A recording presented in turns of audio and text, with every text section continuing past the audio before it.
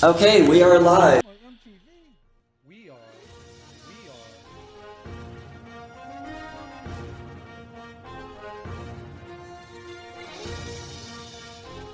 You're watching Mentionables TV.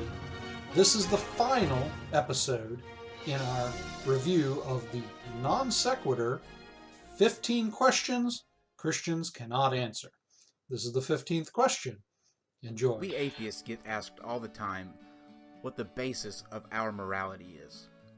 It's as if because we don't have some holy book or we don't worship a god, we have no true way of having a moral compass. Call me crazy, but I don't think you have to have the promise of heaven to see that doing good is just good. Well, the basis for my morality is simple. I believe that doing the most good and the least harm benefits not only me, but those around me. I believe that things like kindness and love and laughter benefit not only me, but those around me. However, I also believe that things like judgment, condemnation, and a willful ignorance to follow something that has no basis set in reality or backed up by evidence is ultimately harmful. And not only to me, but to those around me. So for my question, I'd like to turn the tables. What's the basis for your morality? Is it the Bible? Is it really the Bible? That same Bible that doesn't condemn slavery or rape. Instead, it says things like, if your daughter is raped, she should marry her attacker. Or, if you're a slave owner, and you find yourself in the situation where your slave is unruly, you are within your right to beat him within an inch of his life. So many scriptures. 66 books. Filled with thousands of pages. Hundreds of thousands of words. But not one of which says that rape or slavery is morally wrong. So what's the basis for your morality again? So Kyle's premise here starts on a foundational misunderstanding, which is very common about the moral argument. A lot of atheists present the moral argument as saying that atheists can't be moral without God, which of course they reject. Atheists can be moral without God. You can behave morally without an appeal to God. All right, and there are a lot of moral atheists out there. But that's not what the moral argument says. The moral argument says that the reason that atheists can be moral and that we can recognize that their behavior is moral is because there's some grounding for morality that exists above matter and energy and the things that make up the universe, which are all mechanical processes. In order for there to be a transcendent, immaterial standard of morality, there has to be some kind of grounding for this morality that exists above the natural universe. So that's the point. Now, Kyle then goes on to list a lot of immoral things in the Bible, saying that if you're going to appeal to the Bible for morality, you've got a pretty bad standard of morality because there's all this bad stuff that's occurring in the Bible. So we could argue about that. Maybe the Bible isn't a good founding for morality. Even if it isn't, morality still has to be founded in a God. So if the Bible's just a book, there still exists a God that would have to be the founding for morality. That's the moral argument. So still, Christians do appeal to the Bible, so we've still got that challenge to get over.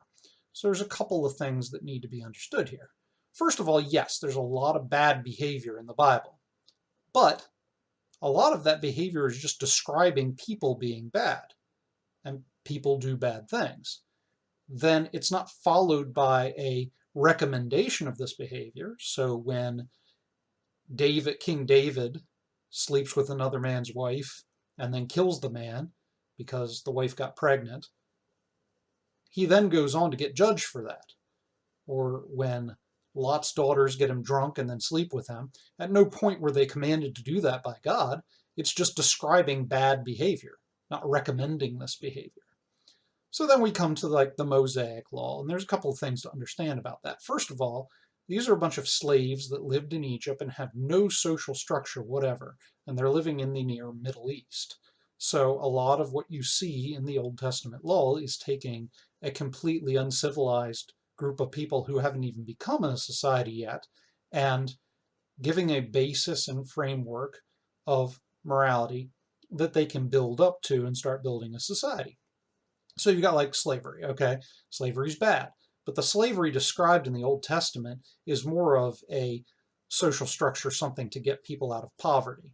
So if you're very, very poor, you can go work for somebody who has material resources, and then you get paid for it. You can look in the scripture, it says that. And over a period of time, you can actually build up some basis of wealth. And then there's a period after 7 years where they're told to free you. So you build up wealth over that time period, you get freed, you now have a standard or of something that you can live on, and if you want to remain in employment, then you can. And then there's laws on how to treat your slaves, which are prohibitive from bad behavior, bad treatment. And then there's laws for the slaves, how they need to behave, and that's just to make sure that they're not going in and leeching off of somebody, they're actually doing work. So it's a misrepresentation of what we mean by slavery. So, and there's another number of other things. Now, a lot of this, again, was very basic laws that were trying to get them somewhere. How do we know this? Because in the New Testament, we have Paul and Jesus saying overtly that these were just laws that were put in place because of the hardness of their heart, and that then they improve upon them. So for instance, the Sermon on the Mount is recommended or representative of some of the best moral teaching in the ancient world. A lot of people today, even if they don't believe in God, still recommend or understand that the Sermon on the Mount represents some very good moral teaching. And in fact, in the modern world, you see that Jesus's teachings are well recommended across the board, whether people are Christian or not. So you've got people falling over themselves to acclaim Jesus agrees with them. You know, Republicans and Democrats, that you should go back and say, well, Jesus would have been a socialist or he would have been a capitalist. And then you've got Muslims that claim that Jesus was a prophet. You've got Hindus that say he was an enlightened master, and similarly Buddhists do as well, that Jesus was a Buddhist, and feminists say that Jesus was a feminist, and you know, you even have homosexuals that say that Jesus was gay. Everybody wants to claim Jesus for themselves. There's very few, if any, people that go saying, well, Jesus was evil. No, it's recognized that he had great moral teaching. So we're trying to agree with that across the board. So Christians are called Christians, Christians, because they follow the teachings of Christ. So even if every single line of the Old Testament was evil, we still have a very good basis of morality. Toss the Bible out entirely, you still have to ground morality in something greater. And the fact that both Christians and atheists can recognize moral behavior means that there's something within them that understands that moral behavior exists and that it should be recommended to be followed. So turns out we have a very good basis, and moral behavior has to be based in something greater than society or individuals. Okay, first off, let's set aside the issue of what is in the Bible. Ironically, this is actually a non sequitur in relation to where Christian morals come from. Also, I'm not going to address the Euthyphro dilemma here, as I think it's really somewhat irrelevant to the question, at least in the practical sense of morality. With that said, let's address the only real question here. where do Christians get their morals? The answer, surprisingly, is not the Bible. The answer, as best as we can know it, is God, and specifically God's character. For human beings inferior to God, we don't actually have to know the basis of morals if we know there is an arbitrator of them. Much like a boss at work, if you don't follow their direction, then you will be fired. The Bible provides guidance that can help with some moral dilemmas, but it's not the origin of Christian morality. All morality must be grounded in or administered by a higher authority. Otherwise, it's just some nice ideas and nothing more. So where do I get my morality? The same place you do, Kyle. Okay, now let's just start out by saying that this idea, your conception of what the Bible says about slavery and rape is just completely wrong. I don't even want to get into that in this video because it's really kind of a side distraction from the real point. But you really need to go explore that. I know that myself and some of the other mentionables touch on this issue in other areas, other material in our ministry. I encourage you to go check those out. But no, the Bible does not say that a woman can be forced to marry her rapist. And it does not say that a master can beat a slave within an inch of his life. Okay, that's just not what it says. It definitely condemns rape. It definitely condemns slavery. Go check it out. Now, on this issue of morality and a basis for morality, I think the questioner misses the point altogether. Whenever someone asks, what is your basis for morality, we're not just asking what your opinion of morality is. Right? We're asking, where do you actually get this objective standard by which humanity must live? That's what morality is. Morality has an obligation to it. There's obligatory power. There is a you should do A, you should not do B. Where do you get that from? And the answer that was given about, well, I believe harm and benefit. No, well, what do you mean by harm? What do you mean by benefit? What do you mean by good? Where do you get these ideas? What establishes these things as objective features of reality? That is what is being asked for. See, because you have to eventually hit a bedrock foundation principle that is just the way reality is. Where do you get that from? That is what the question is asking. On atheism, you don't have that. There is nothing that you can point to. Because morality, a moral standard, a statement of what is right or what is wrong, it only comes from two places. It's either objective, it exists out there as a feature of reality outside of mankind. Or it's subjective. It comes from human ideas or human creation. Whether it is just your opinion because what you like, or whether it is a social construct based on what helps society at that time achieve their goals, or whether it is an evolutionary imperative that's just kind of wired into us. Either way, the source of the morality is from within human beings. But that doesn't make it right or wrong objectively. That has no obligation power to it. Right? This was the defense of the Nazis after World War II, saying, hey, look, you can't judge our culture. We were just doing what our culture, our values, our principles told us we were supposed to do. And if you do not have some foundational bedrock standard of morality outside of human beings that can stand over disagreements and adjudicate, then that's not really morality, it's just your opinion. That is what is being asked for when someone says, what's your basis for morality? What is the foundation? What is the thing that actually makes it true and obligates us to follow it? See, in your answer, you didn't give that. And that's what Christians are asking. It's what atheists lack. And in Christianity, the Bible is not our basis for morality. It's a medium that communicates. It's a message telling us about morality, but the morality itself is grounded in the nature and character of God and his design for creation. That's the basis for morality. That's how it is an objective feature of reality in the world in which we live. Murder isn't wrong just because the Bible says thou shalt not murder.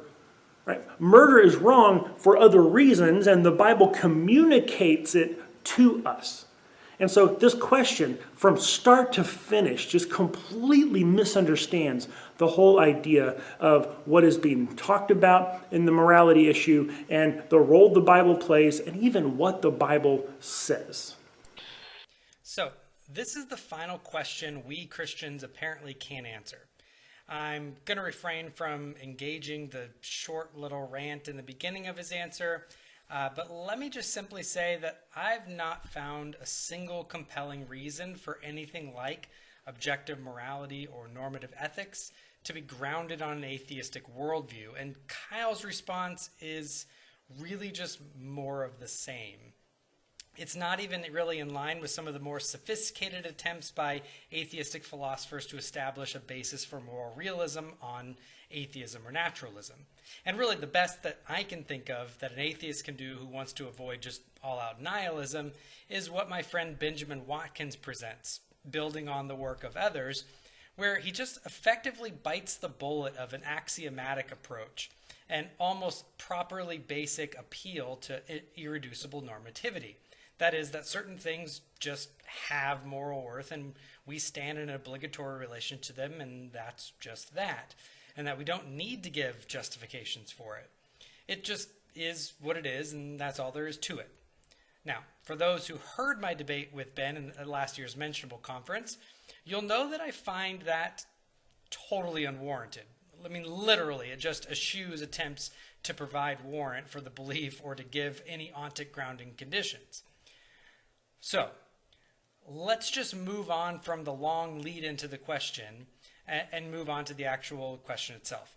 I'm going to try to be as nice as possible, but Kyle's question just shows a startling lack of familiarity with the academic literature on the issue. Or, if he's familiar with it, he leaves it to the wayside, which I could only assume is to go after the low-level lay Christian and what answers he thinks they might give. But if that's the case, then his question isn't a question no Christian can answer, but a question that people who haven't thought about normative ethics, moral ontology, or moral epistemology might give. So I'm not sure that's the best strategy. But honestly, it's just a kind of convoluted shotgun of bad atheistic memes. So without going into too much development, I'm going to try to answer his compound question, which is just several disparate questions stacked on each other. Okay, here it goes. Number one, what's my basis for morality? Well, if you mean what's the ontic foundation for the existence of moral values and duties, then God, the omnimax sovereign creator of the cosmos, is. If you mean what is the epistemic foundation for my innate moral intuition, which we all share, then it would be the fact that I'm human and as such am made imago Dei, in the image of God, to reflect God in creation and live in light of the Creator. If you mean the ethical foundation for the specific principles which make up the moral and normative principles that I think we ought to affirm or deny, then I'd say it's mixed. The ultimate authority would be the scriptures of the Old and New Testament of the Christian Bible. But by God's providence, we come to learn some moral facts like we do any other things, by instruction of our parents, our social pressures and structures, our experiences, through rational discourse and reflection, by observation and trial and error in our actions, and so forth. So it really depends on what Kyle even means by what's my basis for morality. Number two, is it the Bible? As I stated above, that's the primary rule of life for the Christian, but by which we filter the other means of moral instruction and development. But again, it really depends on what he means by basis. In what sense is he asking the question? Number three, the same Bible that doesn't condemn slavery or rape? Well, to be honest, it condemns both. Let's start with slavery.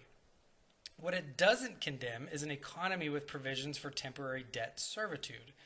If you want more on this, please see my series on the Freed Thinker podcast going through slavery and debt servitude in the Bible and why the typical "the Bible permits slavery" is often just the confusion of a description with prescription and the failure to accurately handle the casuistic laws dealing with debt servitude. He mentions the law in Exodus 22 that atheists typically think is a manual for beating a slave without penalty as long as he doesn't die. The problem is that when you read one law in isolation and ignore the section of the legal code that it's found in, then you might get an interpretation like that. Effectively, the law actually follows on the principle of the lex talionis, the tooth for a tooth, that's established in the laws previously. Yes, if a man beats a servant almost to death, the landowner cannot be sentenced to death. That wouldn't be tooth for tooth.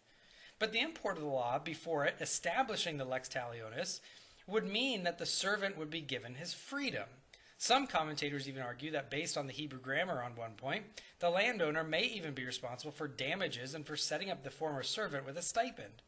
For more on this, again, see my series on slavery or my article on the passage specifically on the Mentionables article page titled Exodus 22, A Manual for Beating Slaves, ? Okay, number 4, how about rape? Well, first thing, let's remember that there is a law against rape. In fact, several times clear-cut cases of rape are universally condemned in both narrative and law. Deuteronomy 22, 25-27 is an example where the rapist is to be stoned to death. Kyle here tips his hand to the passage he's thinking of, the law immediately following the one where the rapists are to be stoned, Deuteronomy 22, 28-29. Now, without going into why I disagree with commentators who agree that this is a case of rape, let me just say that the position I come down on is the one that says that this is effectively a welfare law that is in the deadbeat dad category. That is, the law is not saying that a woman who's been raped must marry her rapist, but rather that a man who seduces a woman to have sex with him must take responsibility and marry the woman that seduced him. One other reason to think that this is the case is the fact that the parallel law that this comes from is expressly about seduction.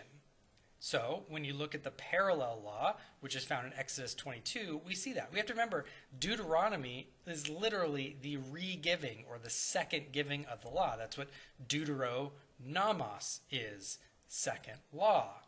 So the second law in Deuteronomy 22 is not quite as clear as the first one in Exodus 22, 16-17, which is a law prohibiting a man from what we might now say is hitting and quitting. Men have to take responsibility and care for the woman. They don't just get to run around and use them for sex and leave without any type of responsibility whatsoever. So the law that's in Exodus 22 reads explicitly, quote, "If a man seduces a virgin who is not betrothed and lies with her, he shall give the bride price for her and make her his wife. If the father utterly refuses to give her to him, he shall pay money equal to the bride price for virgins." So the parallel law is expressly a law about seduction, not about rape. So my guess is that Kyle is merely parroting the mimetic and likely hasn't done much actual objective research into the issue. I mean, why would he? He thinks the Bible is stupid and evil, so why take it seriously and study? Which means he holds to superficial and ironically literalistic views of the Bible, which then reinforce that it's stupid and less need to be studied, which the less he studies, the more stupid it seems, and down the echo chamber loop it goes. So yeah, 66 books, thousands of pages, hundreds and thousands of words, and many, many of them condemn both rape and slavery, repeatedly, clearly. Now, does it do so in the context of ancient Near Eastern Semitic patriarchal society? Yeah, of course it does. The Bible was written as revelation for all time, but it's not written to us in the 21st century. It was written to ancient Near Eastern Hebrews in an ancient Near Eastern culture via an ancient Near Eastern language group with ancient Near Eastern worldviews and an ancient Near Eastern everyday concern. But that doesn't mean we can't understand it on their terms and follow the arc of revelation that continues on into the New Testament, where we see the ethic of self-sacrifice, giving no harm, of self-denial, and so forth in the person and work of Jesus Christ as the exemplar for the Christian life. So to say that the Bible, including the New Testament revelation, which repeatedly condemns sexual immorality, I don't know what you think rape is if not sexually immoral, and to care for the poor and the weak, then I have a hard time thinking questions like this are done with very much honesty or objectivity. And finally, Circling back to the beginning, if atheism were true, Kyle has no warrant to protest against what he thinks is immoral in the Old Testament. Morality, on his view, as he says, is just because he wants the most good. But what if people don't want the most good? What if someone disagrees with him? There's no transcendent or objective moral law that people are really obliged to on his worldview. It's nice to be nice. But if someone doesn't want to be nice, why should they, on Kyle's worldview, be nice? Why can Kyle imperialistically impose what he thinks is nice onto other people? Why ought they do what Kyle wants them to do? In order for Kyle to even make the objection that he wants to make, he needs there to be universal, because it would need to apply to different people in a different culture, timeless, because it would have to apply 3,000 years ago, spaceless, because it would have to happen on another continent, authoritative, because we would need to be really beholden to it, real moral law, because otherwise it would just be a useful fiction to avoid the terror of pure nihilistic will to power. And his naturalistic worldview doesn't give him any of that. Well, what worldview does? The Christian biblical worldview does that. Kyle must climb up on God's lap in order to try and slap God in the face.